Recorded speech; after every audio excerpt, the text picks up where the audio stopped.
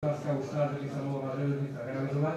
A hovorím to práve kvôli podprezidenčanom, že čím skôr sa železnica preloží, tým skôr bude južný obchvat a čím skôr bude južný obchvat, tým skôr skončí tranzit cez mesto Liptovský Mikuláš.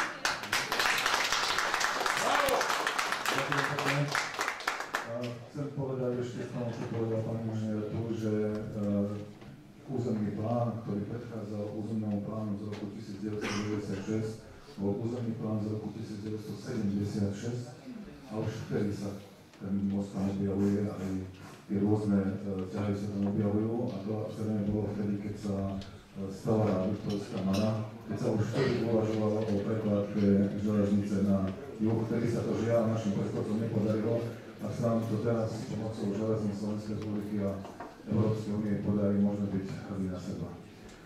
Dámy, teraz 3 dolarové, vyberte si poradie, ste sa všetky hlasili.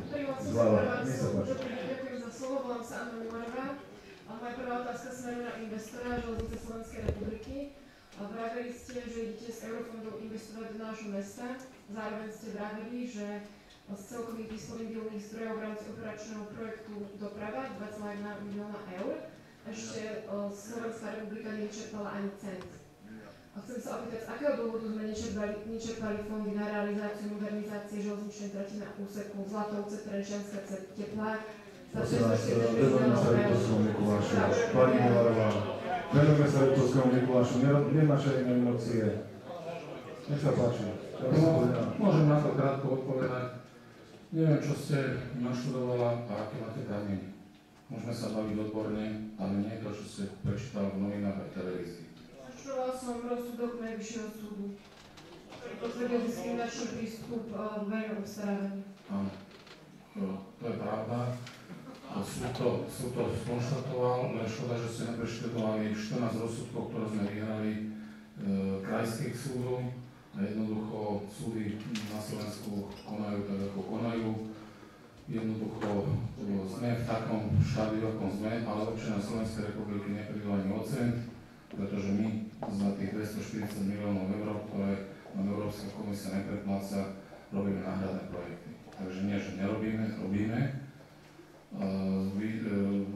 Začali sme ďalšiu prvú etapu, ktorú sme museli fázovať, robíme nejaké iné akcie a Slovensko nepríde o žiadne projekty.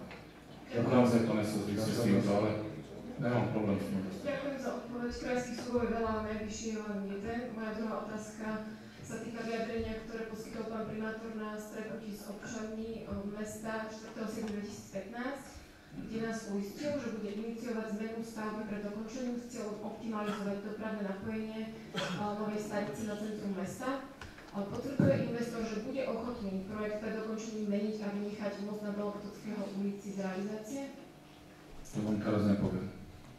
Ďakujem za odpoveď. Ale budeme jednať s pánom primátorom, tak jak tu povedal. Primátora mesta k tomu zaviazal uznesenie mestského zastupiteľstva ako kolektívneho orgánu a vôle mesta Liptovský Mikuláš, čiže ja musím rokovať podľa tohto. Aká bude reakcia železnice, neviem. Ja som vás informoval potom, ak ste to počúvali, že je to uznesenie mestského zastupiteľstva Liptovského Mikuláši, ktoré mi odporúčilo, aby som takto konal po začiatí stavby. Ak sa začne. K tomu ale vám kľudne odpoviem. Každá zmena v čase realizácie môže znamenať to, čo ste sa pred chvíľočkou pýtali. Na Trenčín. Každá zmena hovorí o tom, že sme asi neférovo súťažili. Že sme manipulovali s touto súťažou, zrazu nebudeme stavať most a prečo sme pôvodne uvažovali s mostom a teraz nie a tak ďalej. Takže to sú veľmi citlivé otázky, preto som odpovedal tak, ako som odpovedal. Je to predčasné, vždycky život niečo môže priniesť, takže ťažko povedať. Ďakujem za odpoveď. Moja tretia otázka bude smerovať na spoločnosť Dopravu projekt v súvislosti s dopravou na Belopotockého ulici po realizácii prekladky. Bude Belopotockého ulicou chodiť aj autobusová doprava? Áno, je to tak uvažované v územnom pláne. V územnom pláne to je. Ďakujem. Pýtam sa preto, lebo pán inžinier architekt Bobák nám dneska ráno potvrdil, že ulicou budú chodiť len osobné autá. Ďakujem. A To je posledná... otázka časová rozlíšenia, možno, že spočiatku áno, možno neskôr autobusy na Skype, to ťažko. Počuli sme tie vyjadrenia odborníkov, že dneska je situácia taká, oni uvažujú napríklad s horizontom 2030, dneska na 2015. Nech sa páči. Keď sa bavíme o časových horizontoch, otázka na vás, pána primátora, alebo na mesto, neviem, či môžem položiť otázku i na vás. Týka sa časového horizontu, kedy mesto počíta s rezidenčnou výstavbou alebo viac menej akoukoľvek výstavbou v južnom meste. Lebo vlastne z týchto údajov vychádzala spoločnosť Doprava Projekt pri modelovaní dopravného zaťaženia všetkých tých troch komunikácií. Čiže či je to reálne, v akom časovom horizonte, či sú na to vyčlenené finančné zdroje a či na to existuje investor. Ďakujem. Zodpovie pán Žekobák, vedúci komisie územného plánu. Ďakujem za slovo. Inak za tým svojím názorom si stojím. Ja si myslím, že tam môžu byť len peši, cyklisti a osobná doprava, ktoré vývoja ešte. Ale k tejto veci, územný plán zóny Kamenné pole, ktorý sa momentálne spracováva, je tu prítomný pán architekt Stanko Barený, ktorý ho robí, bude v najbližšej dobe, myslím, v auguste, neviem, dátum prerokovávaný a uvažuje sa aj s rezidenčnou výstavbou, bytovou výstavbou, tak ako je to v súlade s územným plánom, čiže nebude to len obchodné centrum, ale pevne verím, že to bude raz aj obytná zóna pri Vále, z druhej strany Válu. Budete potom informovaní, kedy to bude zverejnené. Ďakujem pekne. Nech sa páči. Pardon, prepáčte ešte. No tak, Jožko, si gentleman, nech sa páči, pani Žerárová. Prepáč, ja som na teba trošku zaudol, som trošku unavený.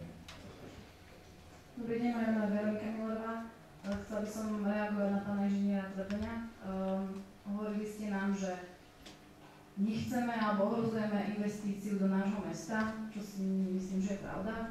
Pán Dvořák navrhol investíciu, myslím, efektívnejšiu. Takže moja otázka je tá, prečo čakať, kým sa stavba začne a zmena stavby pred dokončením, ako ste spomínali, predstavuje neoprávnené náklady, predstavuje problémy aj v EÚ, prečo to nerieši teraz? Z toho dôvodu, ktorý som povedal, že sa robí momentálne štúdia realizovateľnosti a tieto projekty sú v takom štádiu, akom sú v realizačnej dokumentácie, ktoré sú hotové, ktoré sa premietli do tej štúdie realizovateľnosti, aby sa to takto realizovalo. Čiže keď v stredu sa to odkrtne, tak už nie je cesty späť. Čiže to z toho dôvodu. A keď je cesty späť, potom na naše náklady. A ja sa pýtam, bude participovať mesto potom na týchto zvýšených nákladoch? Keď áno, nech sa páči. Ďakujem za odpoveď. Rada by som sa spýtala pána primátora, či stále trváte na vašej rade voči nám, že máme čakať, kým sa začne projekt a potom uvidíme, aké zmeny budeme môcť spraviť. To ste nám povedali 4.7. na stretnutí sobotu. No tak, aby som povedal niečo zmysluplné. Ja som potom 4.7. odtiaľto odchádzal pomerne spokojný a mal som taký pocit, že sme sa dohodli. Dokonca jeden z prítomných, nechcem ho menovať, aby som tú dohodu aj pomenoval, ja som ju podpísal slovne a sme sa rozišli, no ale odtedy vlastne prešlo od 4.7. dneska je 13. a 14. prešlo presne 10 dní. Medzičasom zistujeme ďalšie aktivity, medzičasom vyšla nejaká publikácia s názvom, s rovnakým názvom, ako je názov občianskeho združenia Liptovsk Dongášovej na adrese pána Jozefa Krutáka. Tak neviem si to vysvetliť, viete, že vtedy sa mi zdalo, že ste pochopili, že sme sa navzájom pochopili, že o čo ide, ale zrejme nie je možné zastaviť tento vlak, ktorý je rozbehnutý, ktorý to niekto rozbehol. Vyžiaľ, možno, že by som musel dlho vysvetľovať celé to pozadie, ale nechcem. Ten vlak asi nie môžem tak impulzu zastaviť, ako som si až 4.7. myslel. A tak ho nechám rozbehnutý, nech sa deje, čo sa deje. Uvidíme, koho po ceste zrazí, komu kde sa vykolají prípadne a ako to dopadne, je to na vás. My nerobíme nič, vy robíte a A prečítali sme si, viete, tie články, ktoré sú podpísané konkrétnymi ľuďmi. Zase ich nebudem spomínať, aby som sa nedotkol. Ale prepáčte, aby niekto napísal a zverejnil v meste Liptovský Mikuláš, že vedenie mesta to robí zastrašovanie a dokonca je to nejaká korupcia. No povedzte mi, pani Anna Millerová, o akej korupcii ste písali v tej publikácii? Môžete mi odpovedať? Kto z členov vedenia mesta, akú korupciu prezentuje? Takže ja som vám povedal, že som si myslel, že ste prestali. Neprestanete, lebo nemôžete prestať, pretože vlády rozbehnutí, rozbehli ho niektorí ľudia, ktorí tu sedia medzi nami a jednoducho uvidíme, kam to dopadne. Čiže to, že ste nám poradili, že máme počkať, kým sa projekt spustí, reálne v tejto fáze podľa pána inžiniera Tvrdoňa už nie je dobré robiť zmeny, tak tým ste chceli vlak zastaviť, čiže nás zastaviť. Vysvetlite sa, ja som mal pocit, že keď sme spolu diskutovali vecne, bez emócií, naozaj, mal som skôr veľmi dobrý pocit sobotu a že sme sa pochopili a nakoniec jeden z vás navrhol tú dohodu. Ja som ju podpísal, no ale ja vás nemôžem zastaviť. Ja nie som ani tu tá nutná, ako sa to volá, tá rozbavu vlaku. Ja vás nemôžem, vy si môžete robiť, čo chcete. Vy môžete robiť, čo chcete a my si to môžeme vyklať, ako chceme. My musíme samozrejme na to nejako reagovať. My reagujeme na to, vidíte tak, že sme zvolali už druhé verejné zhromaždenie, kde máte možnosť sa pýtať. Tak, neviem, čo ešte viac môžeme robiť. Jasné, ale otázka, či sa vieme oprieť o to, čo nám poviete. Kedykoľvek sa môžete oprieť o to, čo som vám povedal, len vidíte, ja som dodnes, alebo do včera, kedy toto vyšlo, táto publikácia, dokonca tej publikácii, viete, neviem, kto to vydal, lebo nie je tu napísané, si niekto dovolil v mojom mene pozývať a ja sa teda dištancujem od tejto publikácie, tak neviem, akým spôsobom sa to tam dostalo, keďže som to neautorizoval. Takže asi tak je to, viete. Ja chápem, že niektoré veci nemusíte rozumieť, niektoré veci sú desi inde, rozumejú tomu iní, ktorí to rozbehali na žiaľ. Nech sa páči. Ja by som ešte doplnil pána primátora, pretože tu odznelo niečo aj na stranu železníc. My ten most naozaj nepotrebujeme na železnici. My ho nepotrebujeme. My to realizujeme, pretože je tu väčšia vôľa, pretože sme dostali územné rozhodnutia, prosím pekne. A ja sa pýtam, kde ste boli, páni občania, keď sa robilo v roku 2009 územné rozhodnutie? To znamená, že ste prestali dobu, ste sa zovolili v roku 2010. Ste sa zovolili v roku 2010. Ja som jasne povedal, je možné 100 variant riešení. Ale čo to znamená? Dávali ste pozor, keď som hovoril, keď sme začali projektovať? Že sme začali projektovať v roku 2006. To znamená, stavbu za 600 miliónov zastavíme a budeme riešiť most za 4 milióny. A ja vám to poviem, to, čo som na začiatku si povedal, že to nepoviem. Veď keď sa pozriete na ten výkres, ktorý tam odznie, tak z toho je totálne cítiť to, čo ten pán kolega, neviem, ktorý to povedal o tých našich trošku oslavnutých občanov. To je príčina toho, prečo vy nechcete most. Nie, dopoviem ešte, ak dovolíte dopoviem. No neodznelo to, ja som nepovedal, že to odznelo. Ja som nepovedal, že ste to povedali. Ja som nepovedal, že vy ste to povedali. Ak ma pozorne počúvate, ja som povedal, že to z toho úplne znieje. A poslednú poznámku, ktorú dám, my sme železnica. My nerozumieme dopravy. Na to tu máme projektanta, jedna Reming, a máme dopravný projekt, ktorý robil generál dopravy pre vaše mesto. A tu pán Slavkovský sa vtedy pýtal, že či môžeme napravovať chyby. Takisto som povedal, nie, my sme investor a budeme stavať v zmysle stavebného povolenia. To je všetko. Super. Pán inžinier Urban. Dáme gentlemanské, chcem povedať, že pán Slavkovský mal 16 rokov na to, aby napravil chyby zo 60.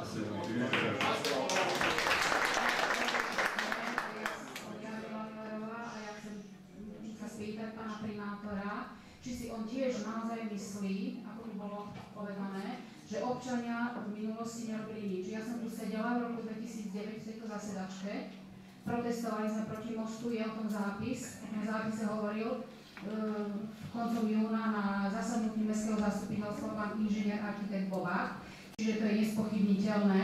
Chcem sa spýtať pána primátora, či si naozaj myslí, že občania v minulosti proti mostu neprotestovali.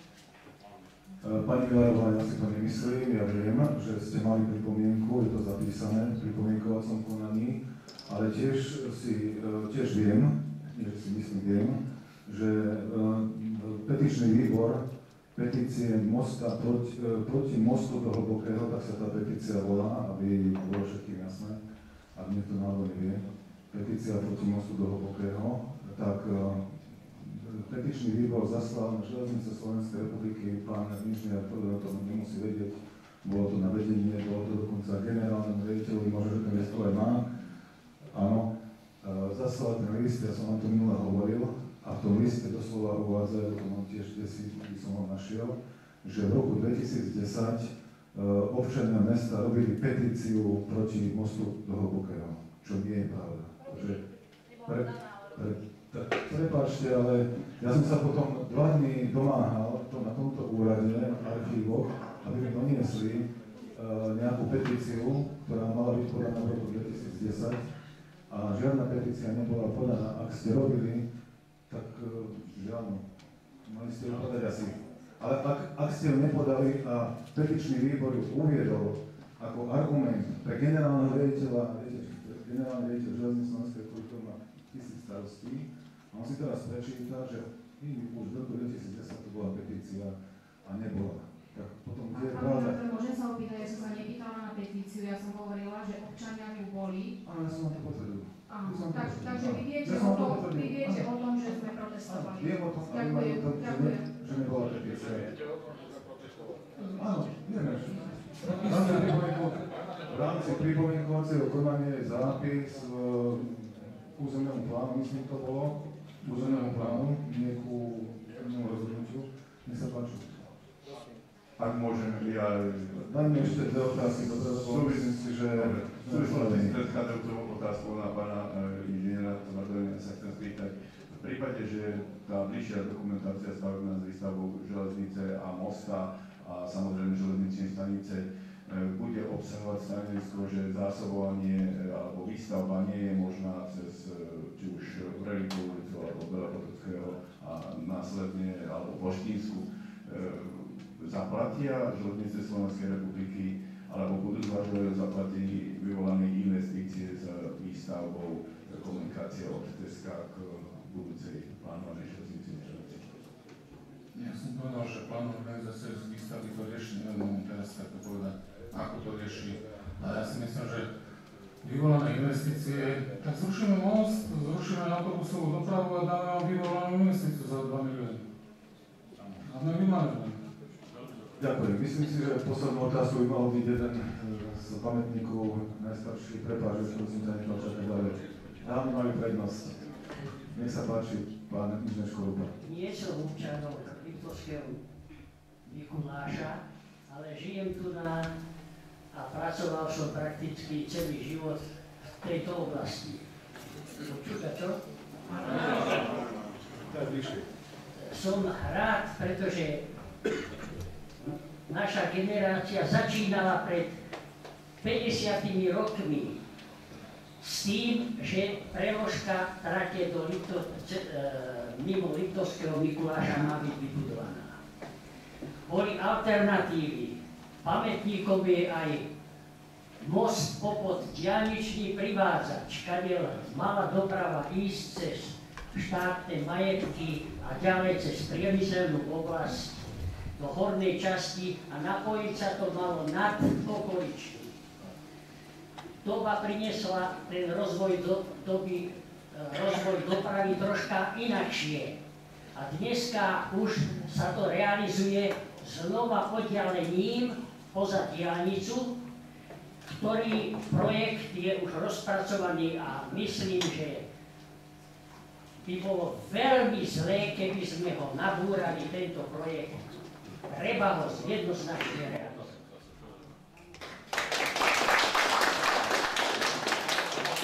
Prežili sme všelijaké petície, aj úspešné, aj neúspešné. Bola petícia na prieťah cez Mikuláš, štvorprúdovky, no a čo? Postavilo sa to, pomohlo sa ľuďom, vybudovali sa chodníky, prípojky sme porobili, ploty sme porobili, hej, a je to, i keď v súčasnosti už bolo povedané, nie celkom to vyhovuje. A preložka 18 je žiaduca. V tom prípade ostane všetko mestské komunikácie, tak ako všade v inom meste. A riešiť ich musí mesto, jednoznačne tieto miestne komunikácie. A musí riešiť dopravu. Ale musí riešiť dopravu aj z prímestských oblastí. To znamená, tie autobusy, ktoré sa potrebujú dostať na stanicu, sa nejakým spôsobom dostať musia, či je to z východu, či zo západu, alebo od Demenovej, z Ploštína a tak ďalej. Musia sa dostať nejakým spôsobom, to má na starosti dopravoprojekt. Chcem sa opýtať to, Ale prosím vás, neskážte do reči, veď túto kultúru tu niekto zaviedol. Chceli sme robiť otázku, odpoveď. Keby som potreboval sa niečo opýtať, tak sa opýtam, ale chcem povedať to, že nenabúrajme pre jednu nedoriešenú vec túto 600 miliónovú akciu, ktorá sa nám dostáva. Nenabúrajme, ale mesto jednoznačne musí poriešiť, pretože už dopravoprojekt to dobre vie, má to spočítané, ako tie autobusy by sa mali dostať. Len na tú stanicu pôjdu autobusy a osobné vozidlá. Pripomínam, že to parkovisko sa Prosím vás, neskážte do reči, pán Liško. Skážte do reči, pán poslanec. Ale my sme kladli otázky, prednášky sme mohli mať aj my. Prosím vás, ukludnite sa. Posledné vystúpenie pána Škorupa a potom by si dovolil uzavrieť, keď súhlasíte. Tieto žabomyšie vojny medzi Vrlíkovou a Belopotockého ulicou budú vždycky, až kým sa to definitívne nevybuduje a potom si ľudia uzví. Ďakujem pekne, pán Škorupa. Ja by som teda navrhol, ak súhlasíte, ja by som dal na záver ešte, prosím vás, na záver by som dal ešte slovo pánovi inžinierovi Tvrdoňovi a teda predtým nežiaľ robiť záver. Nech sa páči, pán inžinier Tvrdoň. Ďakujem pánovi primátorovi, ďakujem aj vám, že ste teda nás sem pozvali. My sme tomu venovali aj svoj súkromný čas, pretože vy prídete domov, my prídeme po polnoci, zajtrajme do práce. Ja si myslím, že diskusia, ja som očakával aj trošku burlivejšiu. Trošku vám mrzí naozaj, že my tu prinášame do mesta niečo a cítime odpor tohto mesta. Naozaj som sa s tým, prvýkrát v živote sa s tým stretávam, že ideme investovať do mesta a prosím vás, nie je slušné, aby sme nášmu hlavnému hostovi skákali do reči. Uznajte. My sme také tolerantné, tradičné mesto, nechajme hovoriť náš host. Prosím vás. Ja by som jednu vec povedal na záver. Tí, ktorí nechcú ten most, ja sa ich pýtam verejne teraz, a nech mi aj verejne odpovedia, zaplatia všetky tie zmárané náklady, ktoré železnice tým pádom aj my, daňoví poplatníci, všetci mali? Pretože demokracia je dobrá vec, že si povieme, ale tu je nejaká zodpovednosť. A keď sa niekde nachádzame, pokiaľ prídem lekárovi a otvorím mi brušnú dutinu a povie, že mi bude operovať slepé črevo a ja sa potom zobudím a poviem, že chcem operovať ucho, tak je to už neskôr naozaj. Dobre, dopoviem. Prepáčte, dopoviem. Prosím vás, pán poslanec, ak sa neviete učiť, tak nechajte nás tu. Čiže demokracia je naozaj aj o zodpovednosti. A ja v tomto prípade cítim, že tá zodpovednosť je na nás, aby my sme niečo zaplatili za vaše rozhodnutia. A to poviem poslednú vec. Pokiaľ by naši predkovia, teda nie až tak ďaleko predkovia, pretože v tom čase som ja už chodil do školy, v 1969, keď začali robiť Liptovskú Maru a boli by proti výstavbe, samozrejme, že boli, tam padlo za obeť, pokiaľ si dobre pamätám, 12 obcí. 13 obcí a 12 úplne bolo zatopené. 4 000 občanov sa muselo presťahovať. A vy tu teraz máte problém s jedným mostom? Je to hanba. Ja vám rovno poviem, že to je hanba. Nerobme hlúposti. Ak dovolíte, aby som zašiel Ja som sa hlásil spoločne. som, vážené dámy, vážení páni, v tomto momente, potom ako, prosím vás, pán poslanec Slavkovský, keby ste... Prosím vás, pán poslanec Slavkovský, ukludnite sa. Dámy páni, ja som veľmi rád, že sme takto kultúrne, v princípe kultúrne prežili toto dnešné útorkové popoludnie.